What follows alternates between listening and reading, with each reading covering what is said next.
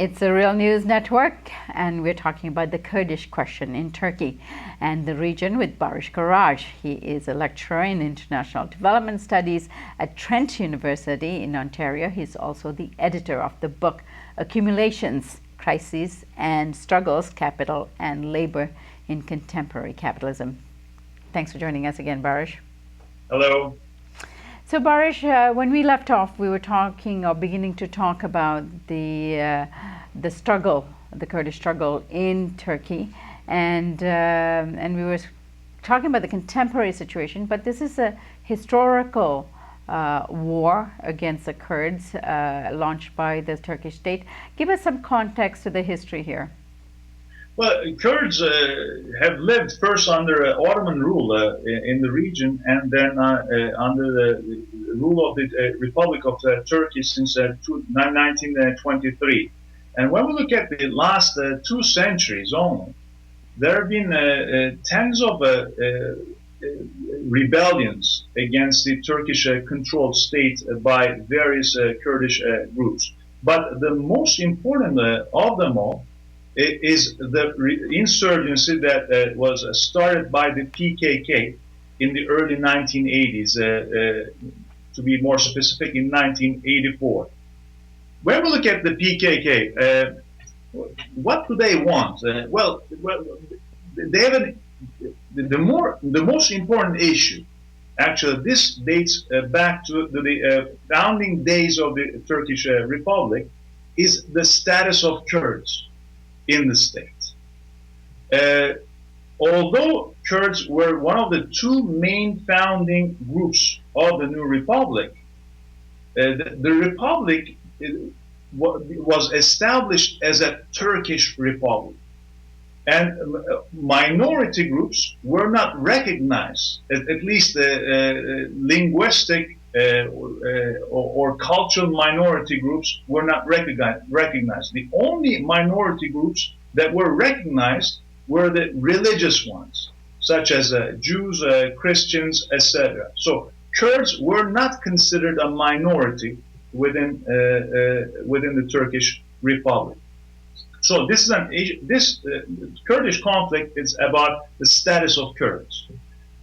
When we look at the PKK and its insurgency since the early 1980s, the PKK started as a Marxist-Leninist group, but this it started attacking Turkish officials in mostly in southeastern and eastern parts of Turkey in the 1980s.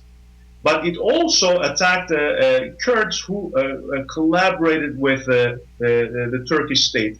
Among them, we see some of the big landowners in the area that have historically collaborated with the state, dating back to the Ottoman times. And in the 1990s, at the peak of its power, the PKK got into a very dirty war with the Turkish state, but the dirtiness came mostly from the Turkish state. When we discuss what has been going on in the last year, many references are made to the 1990s, when the Turkish state all kinds of dirty means to counter the PKK, both in the southeastern and eastern parts of Turkey, but also in major cities.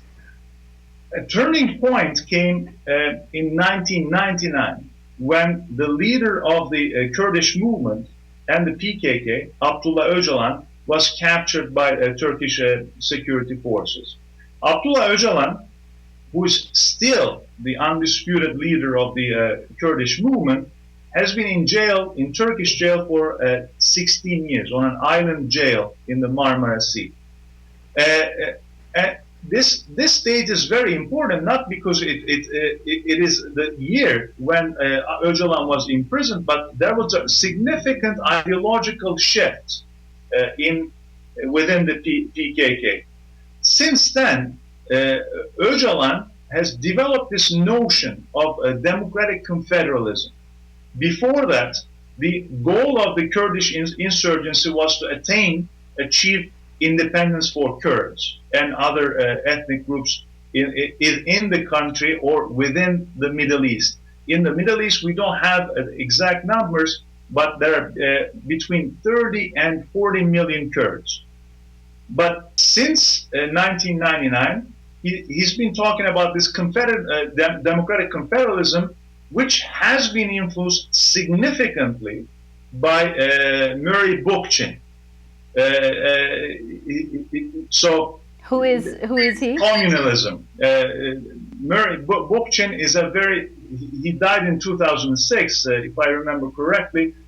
He's a famous social theorist, and he produced many works focusing on social ecology, and his communalism influenced significantly Abdullah Öcalan and then the entire leadership of the movement. So now, Kurds, or until now, Kurds have not asked for or struggled for independence, but they wanted to attain autonomy. And what they want is not to found another state. They want to found a number of autonomous units, which will determine how they will live within those spaces themselves without the interference of state control, be it a Kurdish state or a Turkish state. Baris, one of the things that I remember so well is the front page of the Globe and Mail in Canada the day after President Erdogan was elected to power for the first time, that he was going to be the new secular savior of Turkey, and it hasn't quite worked out that way. Why? Well, I'm glad that you emphasized that. For a long time, many people thought Erdogan was a democratic figure who could emancipate, in a way, Turkey, who would take Turkey to a new level, democratize Turkey. Actually, when the AKP came to power, about 15 years ago, many good liberals in Turkey and many even people on the socialist left thought Erdogan could change or affect really positive change in the country.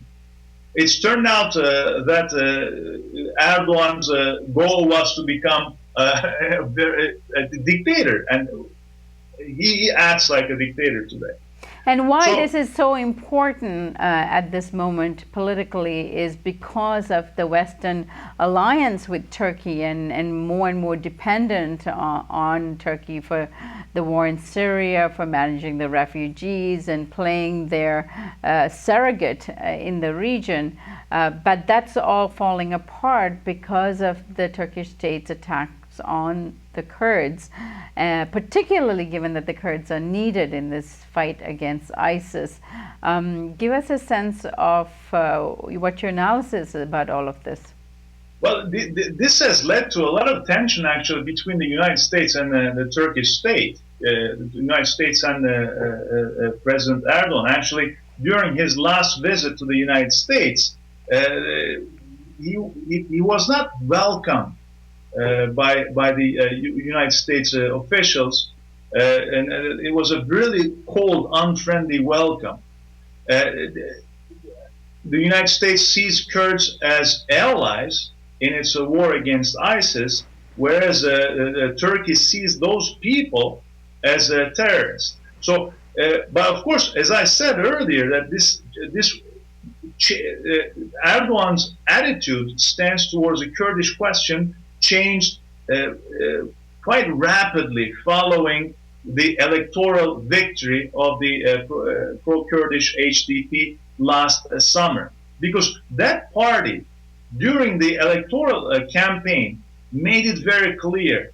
The party said, we will not let Tayyip Erdogan become or consolidate and concentrate his power through an executive presidency. And this really angered Erdogan. And after the Kurdish electoral victory, Erdogan reinitiated or resumed Turkish offensives against both the PKK and the Kurdish civil society in general, and also political society. So again, Erdogan sees the Kurds as the most important obstacle to his planned executive presidency. When we look at Turkey today, the only opposition, credible opposition we can speak of is Kurds. I don't think there's any question, any doubt about this. And who are Erdogan's allies in this assertion of the Turkish state? Well, ironically, when nationalism comes into the picture, and Erdogan has been able to use it, exploit it so masterfully. Many people from the opposition parties have jumped on board. So when it comes to the Kurdish issue, and in terms of taking a hawkish stance towards Kurds, of course the neo-fascist or the ultra-far right, however you want to call them, I would call them neo-fascist, MHP, Nationalist Action Party, has become actually a loyal ally for Tayyip Erdogan and the AKP, but also a significant number of deputies from the Republican People's Party are supporting this war against the Kurds. But we need to be careful. Within the Republican People's Party, there are also people who have really opposed this hawkish stance and this violence directed at Kurds too. All right, Baris, this is an ongoing discussion, and I hope to have you back very soon, because I think we need to expose more of this and understand a lot more in order to figure out what's going on in Turkey, one of the greatest allies of the West in the region. And I would really appreciate this, because Kurds are rarely discussed in the media, in particularly in North America. And we're talking about a people of 30, 35 million without a state, and who have been persecuted for centuries in a way, but particularly recently. And I really appreciate you and Real News Network bringing this to thousands, tens of thousands of people in North America and elsewhere. All right, Baris, I thank you so much for your analysis today. And as I said, we'll continue the conversation. Thank you. Thank you so much. And thank you for joining us on the Real News Network.